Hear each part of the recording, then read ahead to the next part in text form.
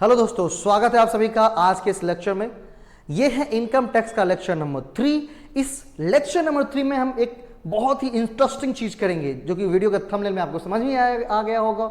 आज हम बात करेंगे सरचार्ज के बारे में एंड सेक्शन 87A के अंदर जो रिवेट मिलता है उस रिवेट के बारे में। ठीक है, इसके अंदर बहुत सारी कंफ्यूजन है, तो मैं इनकम टैक्स डिपार्टमेंट के साइट पर जाकर के वहां से ये टेबल एंड जो 87A का डिडक्शन है उन दोनों नोट्स मैंने हमने कंटेंट वहां से जमा किए हैं ताकि एक ऑथेंटिक जानकारी हमें मिल सके और ऑथेंटिक जानकारी मैं आप तक भी शेयर कर सकूं।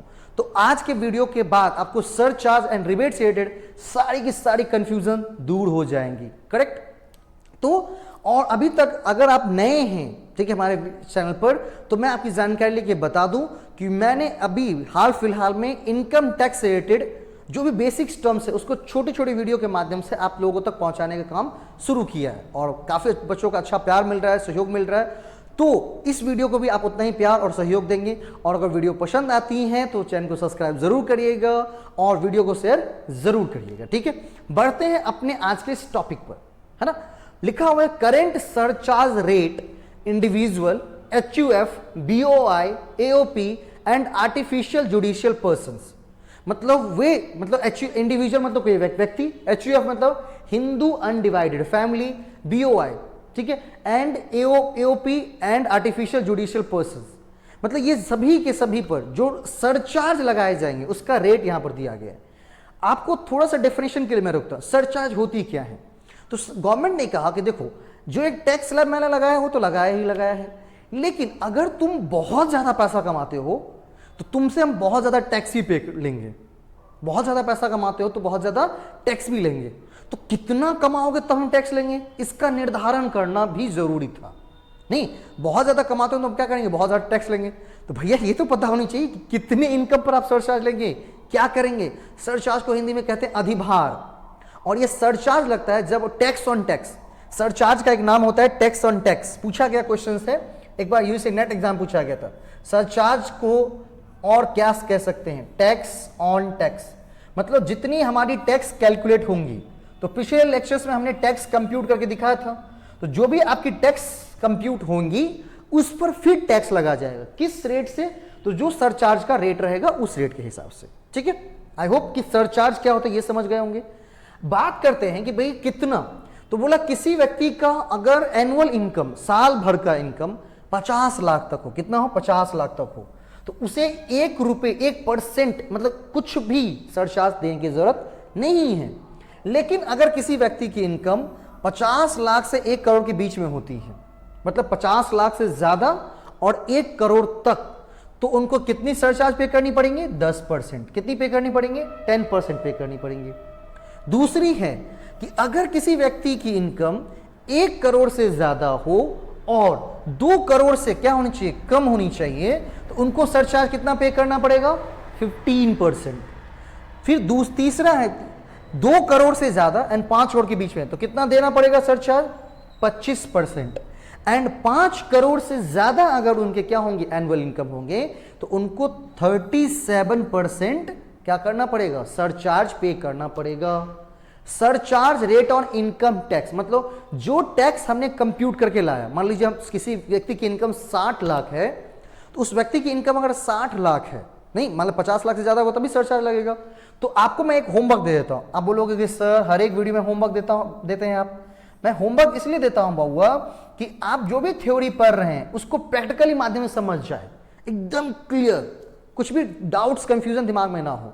तो आपको कैलकुलेट करना है कि अगर किसी व्यक्ति की इनकम 60 लाख है, याद रखिएगा, अगर किसी व्यक्ति की इनकम 60 लाख है तो आपको यह बतानी है कि उसे सरचार्ज को मिलाकर के कितना सरचार्ज देना पड़ेगा, उनके सरचार्ज कितने होंगे एंड उन्हें टोटल कितना अमाउंट टैक्स पे करना पड़ेगा।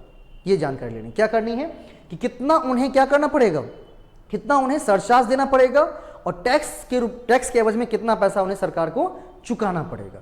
तो सरचार्ज समझ गए होंगे, सरचार्ज क्या होता है। तो सरचार्ज उन्होंने कहा कि सरचार्ज जो जितना ज्यादा कमाएगा उसको उतना ज्यादा टैक्स, और वो टैक्स ऑन टैक्स। तो कितना ज्यादा, तो 50 लाख तक बोला कि भैया तुम कमा रहे हो, कोई बात नहीं, कमाओ, कोई दिक्कत नहीं है, जो हमारा टैक्स स्लैब का रेट है उस हिसाब से हमको टैक्स दे देना, तुम ठीक हो, कोई दिक्कत नहीं है।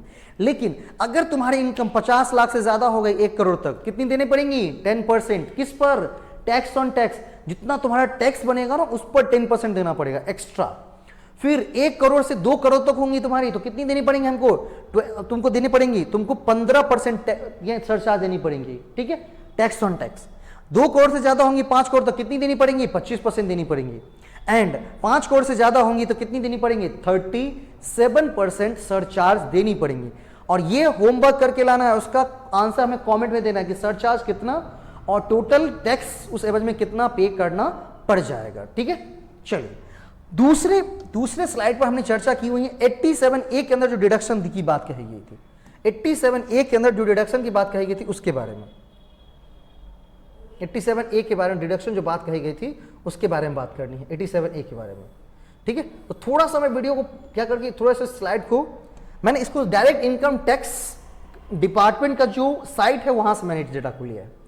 अब वहां पर याद करेंगे फर्स्ट वाले को। कोई बहुत बच्चा कंफ्यूज है कि सर 87A के अंदर जो रिबेट मिलता है वो क्या होता है और हमें कितना रिबेट मिलेगा। तो आपकी जानकारी के लिए बता दूं, ठीक है, आपकी जानकारी के लिए बता दूं कि स्लैब रेट जो होंगी क्या होंगी, टैक्स रिबेट जो हमको मिलेंगी वो 25,000 मिलेंगी या 12,500 मिलेंगी? 12,500 लगेंगे। क्या लगेंगे? 12,500 लगेंगे।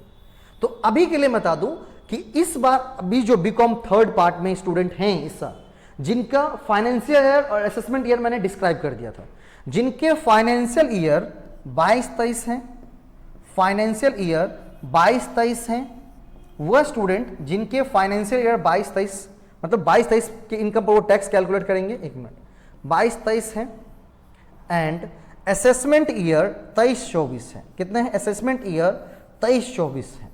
तो फाइनेंशियल ईयर 22-23 है या असेसमेंट ईयर 23-24 है, उनके लिए जो 87A के अंदर जो रिबेट होगा वो 12,500 ही होगा। कितना होगा? 12,500 ही होगा। ये चीजें इसमें लिखी गई है। For assessment year 23-24 resident individual whose net income does not exceed rupees 5 lakh. मतलब बोला कि वह व्यक्ति वह इंडियन रेसिडेंट। अब ये रेसिडेंट क्या होता है तो इसकी चर्चा हम करेंगे रेसिडेंशियल स्टेटस में। वो हमारी नेक्स्ट जो लगभग चौथी या 5वीं लेक्चर्स आएंगी उसमें हम चर्चा करेंगे। तो बने रहिएगा, पूरा का पूरा बता दूंगा, पूरा फ्री में, कोई दिक्कत नहीं है, पूरा फ्री में पढ़ लो आराम से इनकम टैक्स और सीख लो भाई, ताकि अगर मान लीजिए खुद के इनकम टैक्स पे करो या फादर के इनकम टैक्स पर करो या किसी से पैसा कमाना चाहो टैक्स, किसी का ITR रिटर्न करके, तो पूरा का पूरा अगर लेक्चर्स में आप देख लेंगे ना इनकम टैक्स का पूरा सीरीज, ठीक है, तो आप बिल्कुल कर पाएंगे। तो एक जॉब अपॉर्चुनिटी भी होंगी, साथ में आपका एग्जाम भी क्लियर हो जाएगा, ठीक है। बात करते हैं किसकी, तो बोला कि 87A के अंदर रिबेट की अगर हम बात करें तो बोला कि अगर किसी व्यक्ति की इनकम 5 लाख, किसी व्यक्ति की इनकम कितनी है? 5 लाख से ज्यादा नहीं है। तो अगर किसी व्यक्ति की इनकम 5 लाख से ज्यादा नहीं है और किसमें? फाइनेंशियल 22-23 में और असेसमेंट ईयर 23-24, मतलब जिस वर्ष हम कैलकुलेट कर रहे हैं टैक्स वो असेसमेंट ईयर 23-24 और जिस वर्ष के इनकम पर कैलकुलेट कर रहे हैं वो क्या होगी? 22-23 होंगे। क्या होंगे? 22-23 होंगे। तो कहने का यहां तात्पर्य था कि भैया जिस व्यक्ति की इनकम 5 लाख से ज्यादा नहीं है उन्हें 87A के अंदर रिबेट मिलता है। कितना रिबेट मिलता है? 12,500 का। इसीलिए जब हम क्या करेंगे, कैलकुलेट करेंगे टैक्स, अगर किसी व्यक्ति की इनकम 5 लाख है, ठीक, 5 लाख है तो उसके पास क्या होता है? 12,500 को उसके रिबेट मिल जाता है। क्या मिल जाता है? 12,500 का रिबेट मिल जाता है। तो 5 लाख तक आपको टैक्स पे करने की जरूरत नहीं होती है। ऐसा नहीं कि 5 लाख तक नील है टैक्स, वो लोग बिल्कुल गलत बोल रहे हैं कि 5 लाख तक टैक्स नील है। नहीं, 0 से 2.5 लाख तक ही टैक्स नील है। 2.5 से 5 लाख तक 5% कैलकुलेट किया जाएगा। 5% कैलकुलेट करेंगे कितना आएगा? 12,500। तो 12,500 इसलिए नहीं देना पड़ता है क्योंकि उन्हें 87A के अंदर रिबेट मिल जाता है। अगर उनकी इनकम 5 लाख तक ही है तो उनको 87A के अंदर रिबेट मिल जाता है। कितने का? 12,500 का। इसीलिए उनका टैक्स नील आ जाता है। आज जाना कितना होगा? उनका टैक्स इसलिए नहीं लाता है क्योंकि 87A के अंदर उन्हें रिबेट मिलता है। ये नहीं कि टैक्स 5 लाख तक नहीं लगता है। 5 लाख तक इसलिए नहीं लगता है क्योंकि 87A का रिबेट लगता है, ठीक है। और अगले साल जब हम क्या करेंगे, अगले साल हम जब बात करेंगे फाइनेंशियल ईयर 23-24 और असेसमेंट ईयर 24-25 की, तब जाके ये 25,000 वाला रेट एप्लीकेबल होगा। जो स्टूडेंट्स इस बार मान लो थर्ड पार्ट में गए हैं, इनकम टैक्स पढ़ रहे हो और उनके लिए फाइनेंशियल अगर ये हो असेसमेंट ईयर ये वही होंगी, तो उनको कितनी लगानी है रिबेट? 12,500 का ही रिबेट लगाना है, दूसरा रिबेट नहीं लगाना है। ठीक है, तो दोनों कंसेप्ट को मैंने अच्छे तरह से डील किया है और सरचार्ज में मैंने एक होमवर्क दिया है। अगर किसी व्यक्ति का इनकम 60 लाख है तो उन्हें सरचार्ज में कितना रुपया देना पड़ेगा और टोटल टैक्स कितने देने पड़ेंगे, इन दोनों को कैलकुलेट करके वीडियो कमेंट में आंसर जरूर करिएगा और हमारे साथ बने रहिएगा। तब तक के लिए जय हिंद जय भारत। जय हिंद जय भारत क्यों? क्योंकि 15 अगस्त आने वाली है, इसीलिए जय हिंद जय भारत। और अगर वीडियो पसंद आती हो तो लाइक शेयर एंड सब्सक्राइब जरूर करेंगे। धन्यवाद। मिलते हैं नेक्स्ट वीडियो में नेक्स्ट मजेदार टर्म के साथ जिसका नाम है मार्जिनल रिलीफ। मार्जिनल रिलीफ बहुत लोगों के लिए सरदर्द बनी हुई कि मार्जिनल रिलीफ क्या होती हैं, तो 5 मिनट हमारे साथ 6 मिनट आप गुजारिएगा, मार्जिनल रिलीफ पूरा का पूरा क्लियर कर दूंगा। ठीक है, धन्यवाद। मिलते हैं नेक्स्ट वीडियो में।